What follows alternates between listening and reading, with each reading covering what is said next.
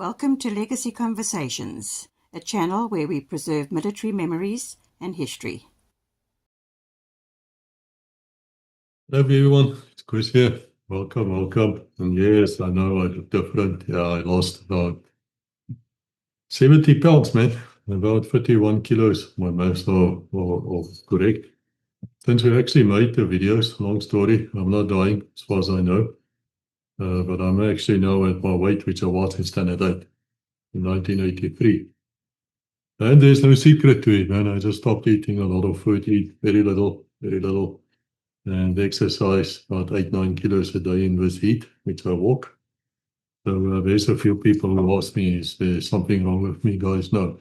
As far as I know, nothing's wrong with me. God be praised.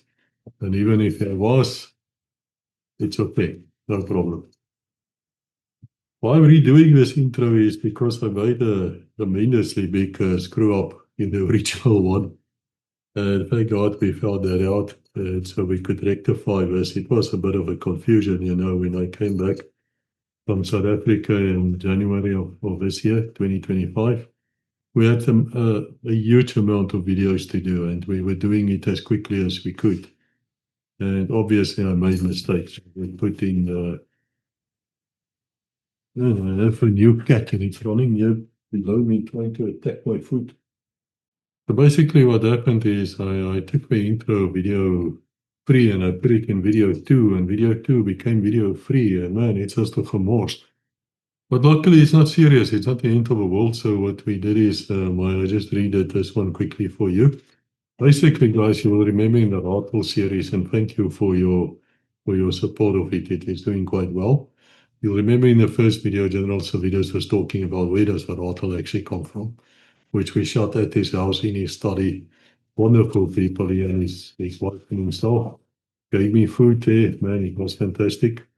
And in this very video, we went to Saracen World in Johannesburg to the museum, and we have a permission, and we made a video on the Rattle, which is actually standing there, called Sarge, which is a very, very first Rattle. Now, yes, I know the legacy viewers will tell me there was another video out like that, made by Andrew Whittaker and Colonel Jan Malan, which went over very well as also. This one is a lot more detailed and a lot more technical. And in this one, they actually, the general is looking at the differences, what they changed. And it's extremely fascinating, and I really hope you'll enjoy it. And then after that, about 3 weeks later, in episode 3, we went to our chaplain's place called OT&T Solutions. And you will remember, the guys were actually rebuilding the SLEP, Rattle as they call it. No, it's not a SLEP, it stands for Service Life Extension Program. They changed the engine, they up-armored it, and they also put new guns on it and things like that, night vision, whatever. That's more modern. So we're standing there, and there we have 3 different Rattles, which the General is explaining to us as well. I'm also hoping to get the General to come and talk to us at some stage about his book. I read his book, is very, very good. And the other books which he mentions in the first episode, because guys, that is the Alpha and Omega, that's where you start and learn about the Rattle.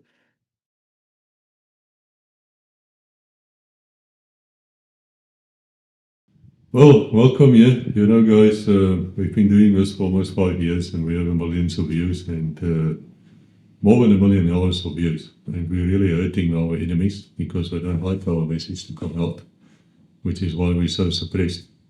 So just a quick reminder, if you like the video, please think about it. Buy me a rooibos tea. But you actually click on it as buy me a coffee. It is quite standard right across YouTube and everywhere else. We just added it. It's a new support, a new method of support, which is greatly appreciated. Yes, and it is still the same as we still have Patreon, of course, and we will still ask you to read my books and the books we wrote together because it's really, really good. This is Rebecca, by the way, if you don't know, it's my lovely wife. She's the driving force behind Legacy, because there were times when I wanted to give up, and there were lots of frustrations, especially with her. Even in filling out the Buy Me a Coffee form. Man, that's true. I've got a South African attitude against red tape. You were standing in the queues there at LFS and things, you do get angry quite quickly. I think I won't get it out of me. But guys, to be honest, it's not only me making these videos. Sometimes Phis and the rest would also contribute. And if they don't contribute in making the video, Phis especially is doing a lot of editing in the background. So we're going to put in also a specific link where another presenter was involved, where you buy him or her a coffee, but not me, because I think it's just the right thing to do. We're starting out the test phase Yeah. now. See if it works. So you can buy us a coffee. There is a choice. You can select 1, 2, 3, or more coffees. Yeah. It's not coffee. Or We don't rooibos tea. see. We don't drink coffee. That's why. Believe it or not, that's why rooibos tea is very appreciated. Yeah, very much so, very much so. And then, yeah, of course, I say this in a thank you message as well, but it is a bit psychological as well. If you keep on doing this and keep on working, keep on spending a lot of money to do it, the trip to us in South Africa to record all the Air Force things has cost 100,000 rand easily. At some stage, you really feel abused, man. You really feel that you need to get something back, even if it's small. It's more about psychological, doing a good job. And what I see is it motivates him to continue on and get new ideas. And he would like the trip, which is coming up, I think, or might, who knows when you see this, bridge over River Kwai. He was so motivated to do that.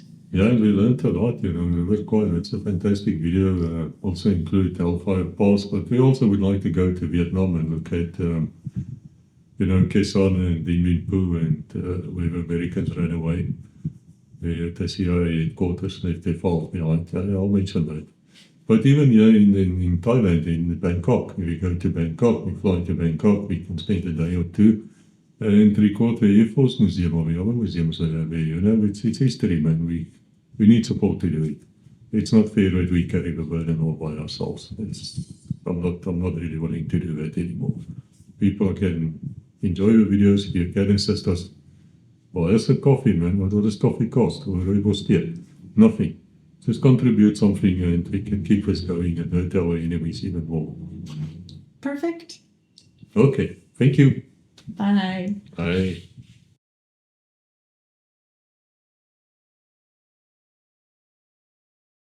Looking very American right now. You do? Yeah, because American girls always wear hats because their hair always looks bad. Like, you don't have to worry about your hair.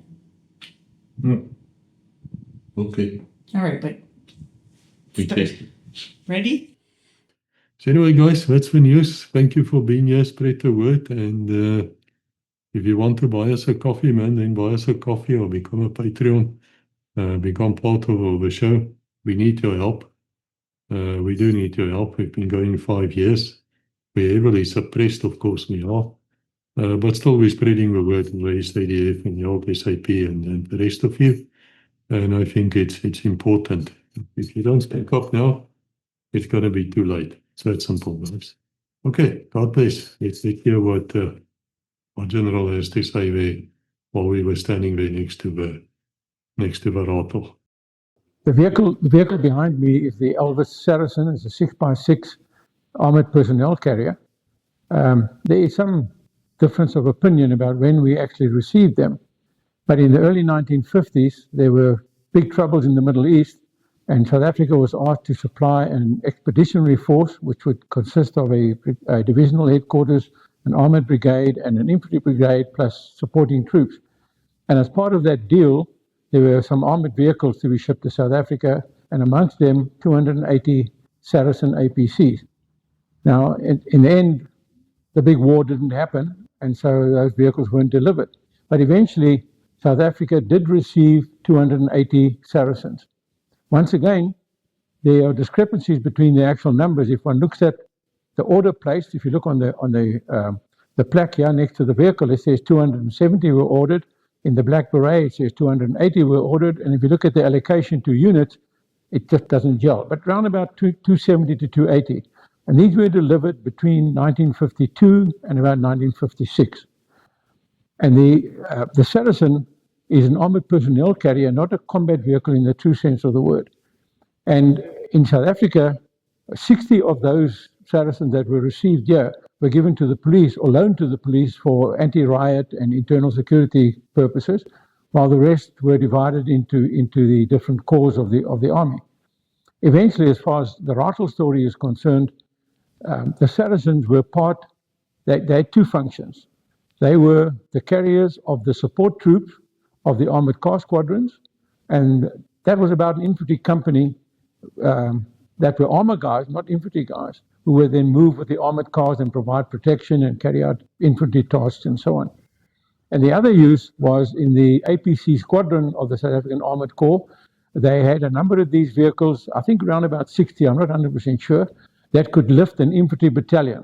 So what would happen if there was a specific operation, they would whistle up the Saracens from the APC squadron, and they'd whistle up a battalion of motorized infantry, and the infantry then would be carried in these vehicles. So the organization of the armored car squadrons, of the APC squadron, was about the same as the organization of a motorized infantry battalion as far as companies and things were concerned. They would have been around about 60 to 80, I'm not exactly sure how many were there.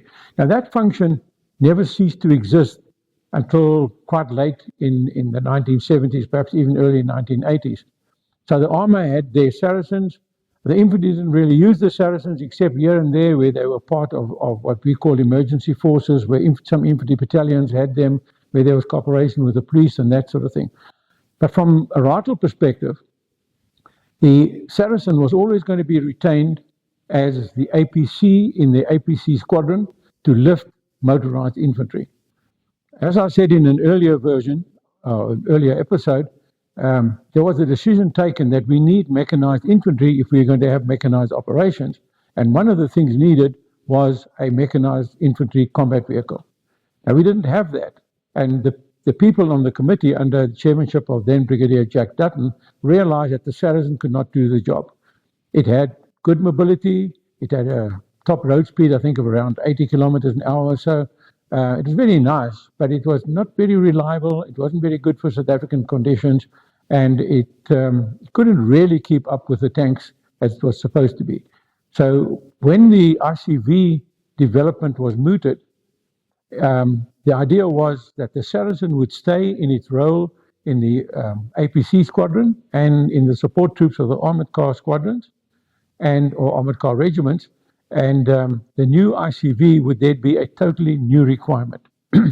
Eventually, though, when things started developing and we had the Rattles and then we had all of these Saracens that were standing idle, it was decided to redo the Saracens under a project called Project Phis around about 1976. And we had tried all sorts of things, replacing the Rolls-Royce engine with an International engine and a Ford engine and I don't know what all.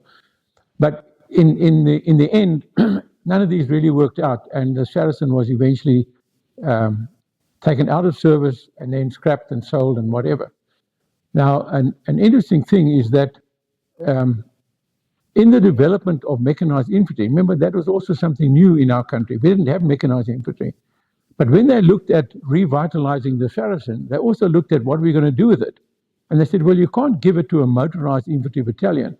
So they developed a new organization called the Mechanized Infantry Battalion Type B. The ICV, the Rattle as it was later, would be the Type A, and then the Saracen would be in the Type B. And 5 SA Infantry Battalion in Ladysmith was designated the training battalion for this vehicle. So at a stage, there were a number of Phis Saracens sent to Ladysmith, and the others were being developed partially by the Phis in Pretoria, and then the eventual remanufacture, as it were, was going to happen at the railway workshops in Newtonegg, of all places. But in the end, Project Phis flopped, and Rattle, Saracen flopped. So at the end of the day, we phased the Saracen out. At the same time, though, the support troops of the armored cars were also being done away with. And one of the reasons was, we think, that there were RCVs appearing on the scene, and we were looking at combined operations, so the armor didn't need its own infantry, and the mechanized infantry could do that job. Right, what we have here, carrying on with the story of the Rattle, is Rattle number 0001. Now, 0001 denotes the hull number. We will come to that a bit later. This is the second vehicle in the South African Army to carry the name Rattle. The first one being Rattle SS, Sachte Staal, which was a development model.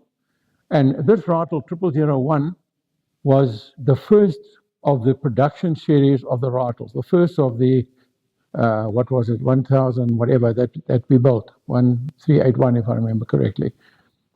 This particular vehicle was a bit of a guinea pig and a bit of a Cinderella. It never left the factory. It never had a call sign. You see it's got a call sign on here. It never had a call sign. It was never deployed operationally. In actual fact, it was only delivered to the Defence Force in January 1976, a year after a lot of other Rattles had already been delivered. Now, the idea of this Rattle, it was kept at the factory, and it was used, as I say, as the guinea pig. So if they were doing something on the line that wasn't working, they would come to this vehicle, they would cut a piece or do something to it, make an adjustment, then take that adjustment to the production line.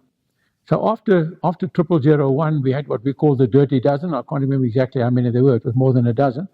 And they were, in actual fact, advanced development models, two of which we used in the evaluation of the Rattle in 1975. So this Rattle is, if you like, the father of all Rattles. It's the first Rattle as we know it, the first one to look like this, the first one to have the shape, to have most of the facilities that the Rattles have. In the same breath, we must say that there are none of the later additions. There's none of the bush protection. There's none of the Mark II in this Rattle. There's none of the later Mark III in this Rattle. And that is one of the reasons why it is at the museum, because it is a unique piece of our history, and it is the only one of its type. But there are things on this vehicle that are, in fact, very interesting. One of them is, you'll see on the nose plate, the name Sarge. Now, from 1971 onwards, the late Colonel Sarge Nell was involved with the whole development of the mechanized infantry setup, with the development of the infantry combat vehicle, with the evaluation of a lot of the vehicles before we got to Rattle. And he was really, in all respects, we like to say, the godfather of the Rattle. And when he died, I think 2 years ago, there was a unanimous decision taken in cooperation with the museum that we would name the vehicle after him. He obviously was not a sergeant, but his nickname all the years was Sarge, from when he was in the CF right through until the day he died. He died as a colonel, and we still honor him as Sarge, and that is why this vehicle carries that name. As far as the call sign is concerned, 11 Charlie, the late Sarge's son, Stefan, was one of those involved with the refurbishment of this Rattle after it had been confiscated by the military police from the museum here, together with a lot of the other equipment. And then some years later, the vehicle was recovered, and between Stefan Nell and Yori Jordan from Jorsen, they refurbished the vehicle and brought it back to the museum, where it was once again put in its place and sort of restored in honor, as it were. And the call sign on your 11 Charlie, as I say, the vehicle never had a call sign, but that was the call sign of the Rattle in which Stefan Nell did his training as a mechanized junior leader. And he used that call sign on this vehicle. Technically, it shouldn't have a call sign.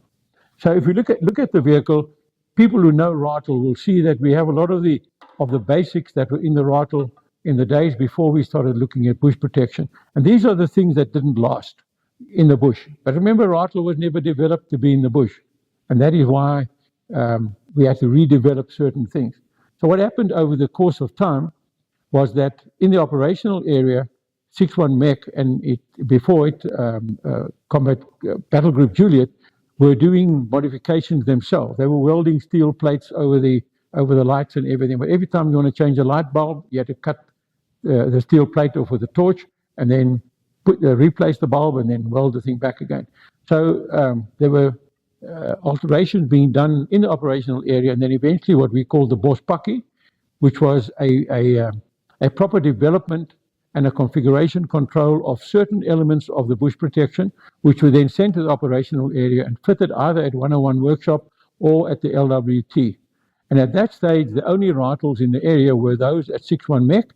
Then, of course, the Rattles of the support troops at two SAI's Armored Car Squadron. So we'll also see that on the wheels, we still have the old wheel hubs.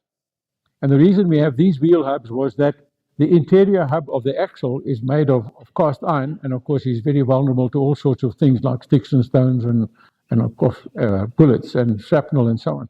So an armored plate was developed that fits over there, and it had a dual use. The one was to protect the hub, and the other one was to be a base for the jack in soft sand and mud. It was eventually discarded when we could manufacture the axle hubs out of armored steel. And that is why on later versions you don't see this wheel cover anymore. There are a lot of other things. You'll see this vehicle, unfortunately, is not complete. It doesn't have the episcopes and the periscopes and all that sort of thing. But it is still it's quite representative of Rattle. Can we move to the back? Yeah. So we will see here the old steps that also didn't last in the bush, and they were eventually replaced with just a solid steel plate. All these things were replaced. Eventually, when we got to the operational area, we had these.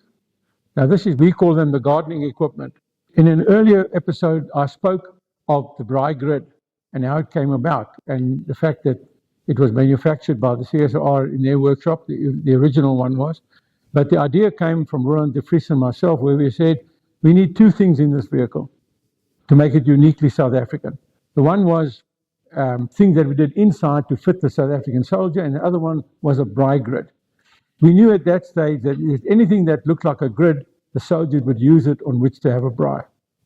And when we did the evaluation of Rattle and we looked at what else was needed in the tote, one of the things was, at that stage, I was 5'10" inches. I don't know how many meters or yards or whatever that is.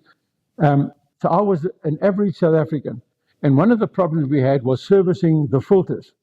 So what would normally happen was you'd whistle up a 20mm ammunition container, put it down there, use it as a step, and then you'd be able to service this. So we said, we needed the Brig grid, and Sergeant Nell said to us, well, okay, but how do we motivate a Brig grid, and where the hell do we put it? So the first thing we came up with, of course, was putting it is not a problem, because it goes out on the outside of the vehicle with the gardening equipment, as we called it, tuingereedskap. So even if it was dirty, full of remnants of the Brig, not a problem on the outside. And secondly, his actual aim was to be a step.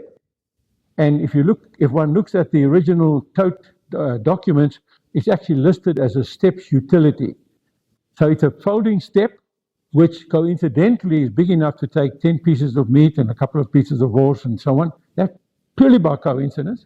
It's on the outside of the vehicle, and its main use then was this, or anywhere else around the back. Even with the refueling, sometimes it came in handy. The guy could stand there with the refueling instead of sitting on top of the vehicle. Now, obviously, when it came to the bush, these things didn't last. So there are lots of them lying all over Angola, I think, at this stage. You'll find them in people's homes, especially the Brig grid. So this was impractical. In the later version, in the Mark III, this whole system was moved onto the engine covers. Then at the back here, we can't see it from here, but on the other side, across from the fire extinguisher is the number of the Rattle, 0001, and that is the real DNA of the Rattle, as it were. If you want to know when a Rattle was manufactured, where it is, what it is, and whatever, go to the whole number. The R numbers and later the M numbers could change. The turrets could change. As vehicles came in for repairs and upgrading, we swapped turrets. So a Rattle 20 could have become a Rattle 60, could have become a Rattle 81, depending on what they were doing. But the whole number remained. So we have records that on the last day of January 1993, we knew exactly where every single Rattle that was manufactured was at that stage.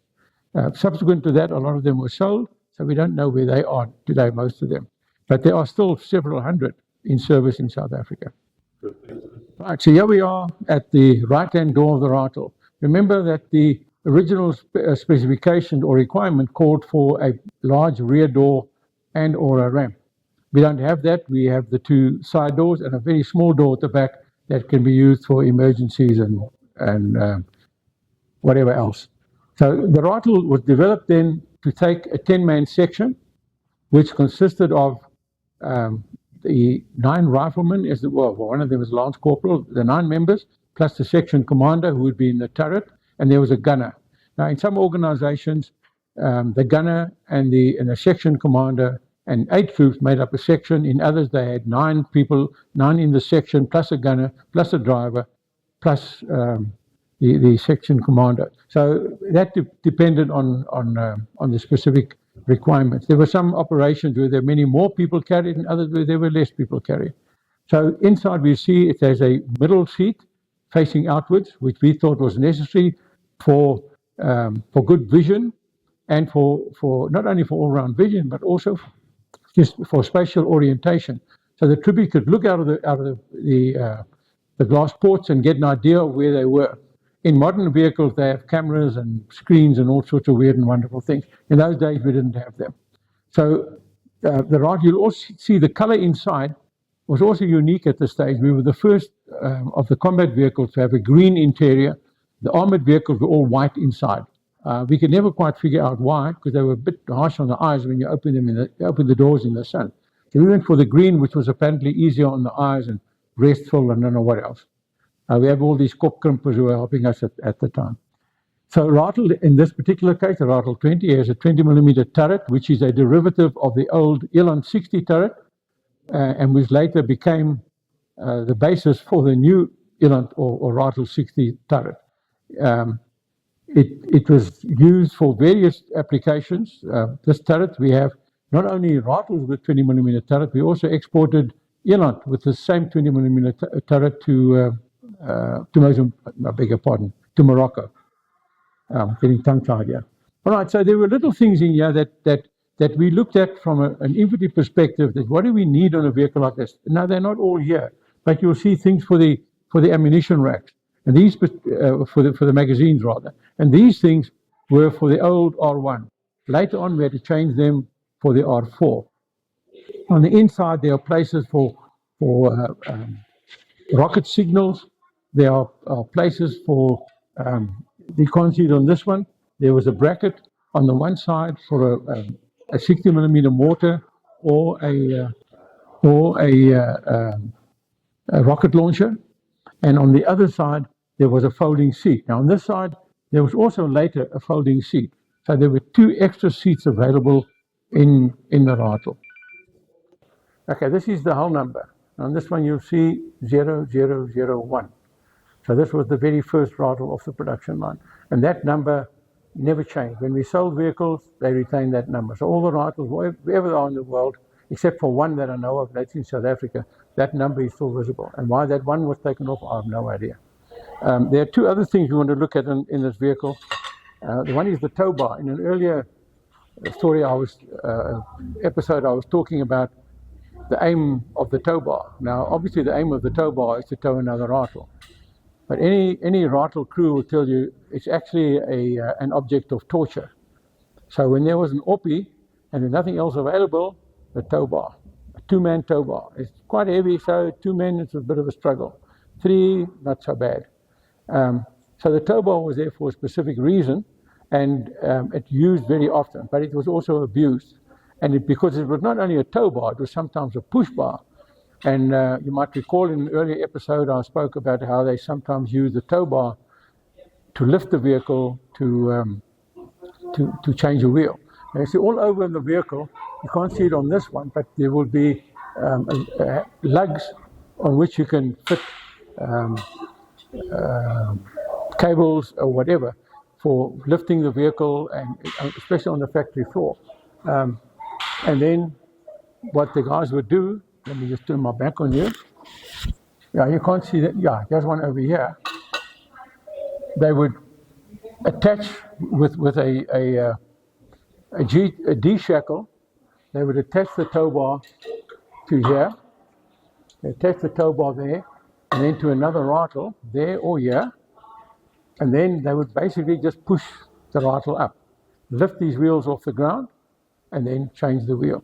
Now, obviously, tow bar was never meant to do that, so it didn't withstand all the punishments that were given, and that's why a lot of these things look like cook sisters today. but very good in its original use. You see, these are the lugs that were used for lifting and so on in the factory, and also for recovery for the tiffies. Another thing just to look at is the armored glass. Now, the armored glass, you see there are two crosses on the armored glass, a small one on the inside and a larger one on the outside. Now, these could be used not so much as an aiming mark. I can't remember the distance, but they were set that if you looked at them and you aligned them, you were looking at a distance from the vehicle, 100 meters or whatever. But they weren't actually aimed as an aiming mark per se. What's also interesting is that although the glass withstands a 7.62 round, it only does that if the right side is facing outwards. If you turn it the other way around, with the inside facing out, the shots will go straight through. So it's very important that people knew that they must mount these things facing the right way. Now, there were stickers on the glass saying which side is in and which side is out, but the cross was also an indication. The small cross was always on the inside. And of course, we know about the water tanks, also something quite unique. That Rattle has two water tanks that carry, I think, 40 liters in total. Rattle also has two fuel tanks. One is on the inside here in the passage and one under the engine. So we thought of a lot of things to build in redundancy in the vehicle as well. We tried our best, and when the vehicle eventually went into operations in 1978, 79, 80, we picked up a lot of things that either didn't work or needed to be changed. And that we did eventually along the way until we got as far as the Mach 3. Okay, once again, remember, Rattle eventually was not developed for the bush. So even on this first prototype, we have certain things that were put here for specific purposes within the context of the conventional forces. One of them at the bottom is the so-called NATO cross, which is basically a convoy light. It has a little light on it. You can see the light there. And this was to enable drivers to see each other in the dark, even when using dip or using blackout. Also, you'll see that there are convoy lights, which were switched on at night, and so the drivers could drive in the dark, as it were, looking at the convoy lights. Now, in the bush, of course, with the dust and everything, this didn't work so well. So there are all these other innovations that came in, the glow sticks, drawing an outline of the Rattle on the driver's windscreen. So when the vehicle in front filled that, he knew you was the right distance away. But we didn't have those in those days because we were traveling in convoy in conventional operations, as it were. That is also why Rattle doesn't have a spare wheel. The spare wheel would have been carried on the logistic vehicle in the echelon. Now, as things turned out, we didn't have a logistic vehicle in the echelon until we made our own. And in the very first operation, they found you can't work without a spare wheel. And that is why we started then they started putting spare wheel on the engine compartment. And eventually, it became a fixture on the vehicle. There were other things that came along later. For instance, it's very difficult to clean under the engine. And in later version, in the Mark III, there is actually a hatch here that you can open and get in under the engine to clean it. There are a lot of innovations. The grill chains, the hatches on the engine chains, and various other things. So we were innovating as we went along. Every feedback we got from the operational area, we evaluated, and where it was feasible and possible, we put it onto the vehicles. Now, this door is not really an escape door, but it's an additional door. You could use it to debus in the event of something going wrong in the front of the vehicle and you want to get out behind. Remember, one of the advantages of a vehicle with a rear door is that when you get out, you're behind the vehicle. Especially if there's a ramp, then your legs are also protected. Now, we didn't have that. So if for some other reason you couldn't use the side doors, this door was available for that. But it was mainly used for logistic purposes. David Lauter in his companies used this passageway here to store ammunition boxes, one for each of the crew, and in that ammunition box was his basic change of clothing, his toiletries, and that sort of thing, spare underpants and whatever. So this door is on all the Rattles, and it, as I say, it served the purpose. A lot of Rattles you'll see people use it, for no other reason. This thing is a step when it's down there, so guys can stand here and help with the refueling. But most guys like to refuel by just standing on top or sitting on top and doing the refueling. Another interesting thing about this vehicle, and on the earlier vehicles, even on all of the Mark 1s is the tail light. When we did the evaluation, these were the tail lights. Nice and oblong shaped. They fitted nicely into this frame, and we've had no trouble with them at all. They were made by a German company, Heller, I think. But at that stage, Arms Corps was investing all sorts of money in all sorts of things, and one of them was the taillights on the Eland armored car. So we were, against our better judgment and against our wishes, we were forced to use the round taillight that was developed for the Eland. Now that may sound like not a great issue, but the thing is, it didn't fit here. So on every Rattle, after, I think on the Mark II, they had to add a sort of half cone on the side to accommodate that. And on a production line, that's a major job. There must be a drawing for that. There must be configuration control. It's got to be properly fitted and all sorts of things. So it wasn't a small amendment, but in the end, it wasn't a major thing anyway. We were just peed off by the fact that we had to change after we'd done the evaluation. We didn't like the round light. We still don't. So the old guys still like the rectangular lights. Remember that all along we've spoken about Rattle's reliability and why it was so reliable. And one of the reasons is that it's basically a truck. It has a truck or a bus engine. It has a truck or bus gearbox, truck or bus axles, and it's as reliable as a truck or a bus. And in operations, at one stage, it was the most economical vehicle in service of all the vehicles in an operational area. How exactly they determined that, I'm not sure, but I remember that as a fact. Now, in this particular case, when a few years ago, around about the year 2000, I think, I almost said idiot, got a bee in his bonnet that the museum was a threat to public safety. So the military police descended upon this place and confiscated a variety of things, the Rattle, the Saracen, the Eland, the G5 that was here, and various other things, because they said the G5 alone could flatten Soweto. The fact that there's no ammunition for it didn't count, of course. But anyway, so they took these things into storage, and then a few years later, people realized that that was actually silly. And the museum wanted their equipment back, and eventually they got them. And then they went to a shed in the Tabachwani, as it was then, and there in a shed they found the Rattle and the Eland and various other vehicles covered in dust and cobwebs and birds' nests and all sorts of things. And Stefan Nell and Yori from Yorson got stuck in, especially the recovery part was done by Yori and his guys from his workshop. Yori is an old Rattle tiffy. So they got into the vehicle, they basically dusted it off, checked the air lines, checked the fuel lines, checked and the brake lines. Put fuel in, pressed the starter, and it started, and they got it out. There is a video that we hope we can attach to this at some stage to see the vehicle actually being recovered. And then it went to Stefan Nell at his workshop, where they then did not the upgrade, but let's say the cleaning of the vehicle, the repainting and all that sort of thing. The Ditsong National Museum of Military History was established during the Second World War, largely as a result of the fact that South Africa had made no attempt during the First World War to record its activities in that war. So fortunately, when General Smuts became Prime Minister in 1939 and South Africa declared war, he made sure that our involvement in the Second World War would be recorded for posterity and for future generations. The result of that was the start of what was then known as the South African National War Museum. The museum was opened on these premises in August 1947, and at the time of the opening, Smuts said that the museum would serve as a memorial to what was then known as the greatest united effort our country had produced, which was the involvement in the Second World War.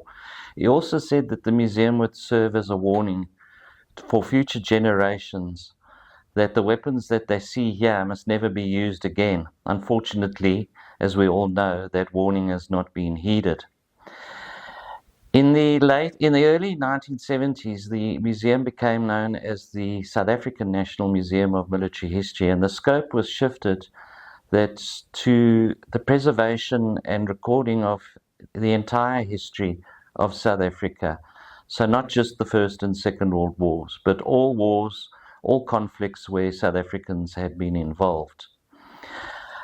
In the late 1990s, under the new dispensation, all the national museums were amalgamated, and the 3 national museums in the Gauteng province, this museum and the National Cultural History Museum and the Transvaal Museum, were amalgamated together to form what was then became known as Ditsong Museums of South Africa.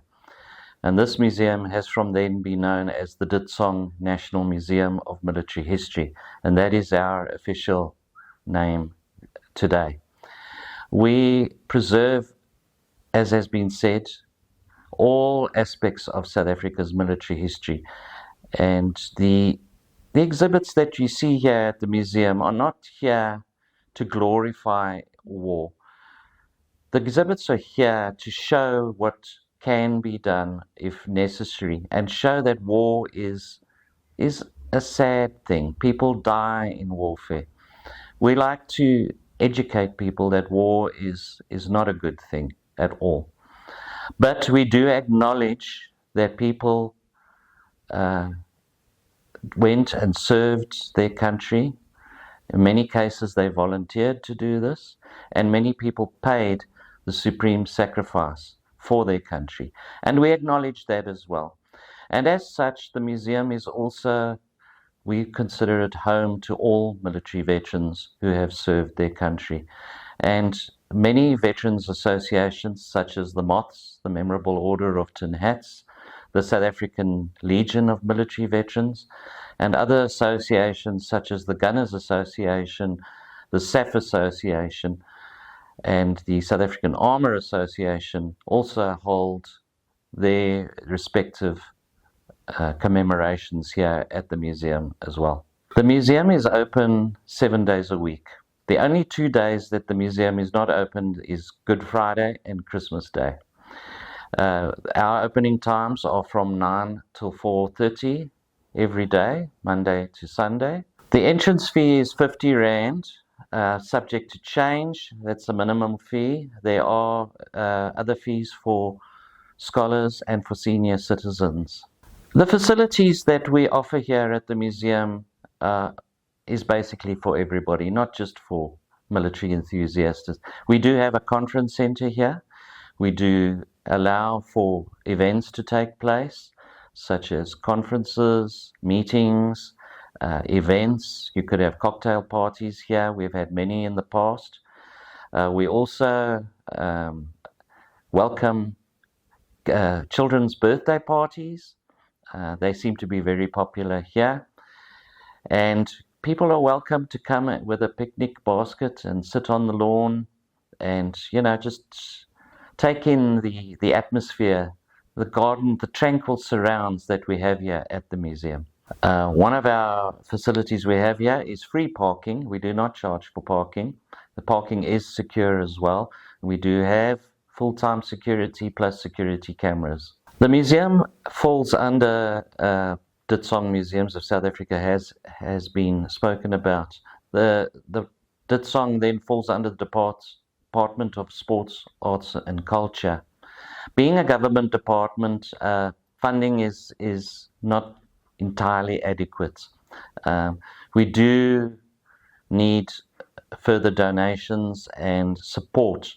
We do have a building and development trust run by veterans and people who support the museum, and they raise funds to assist various programs that the museum has. We are always looking for volunteers in this regard.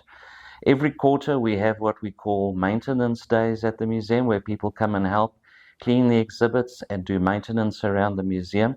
That seems to be very popular with the crowd. We also require support with certain technological aspects, such as maintenance of exhibits, There are times where we don't have the technical capacity to carry out such maintenance. So voluntary support is always welcome here at the museum. We rely as well on donations. They can either be monetary, which would go towards the upkeep of this museum, as well as exhibits. And we look at exhibits that maybe have someone that was very important, medals or uniforms or what have you, or even other things such as badges, photographs, even documentation such as diaries, letters that go into our archives. We do have a library here, one of the most substantial military history libraries in the Southern Hemisphere. It is open during weekdays.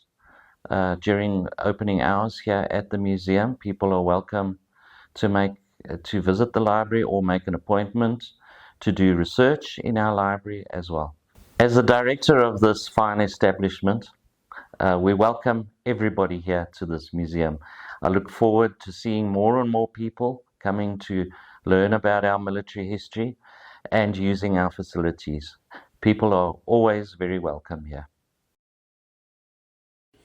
Thank you for watching. Please like, subscribe, and ring the bell to receive notifications.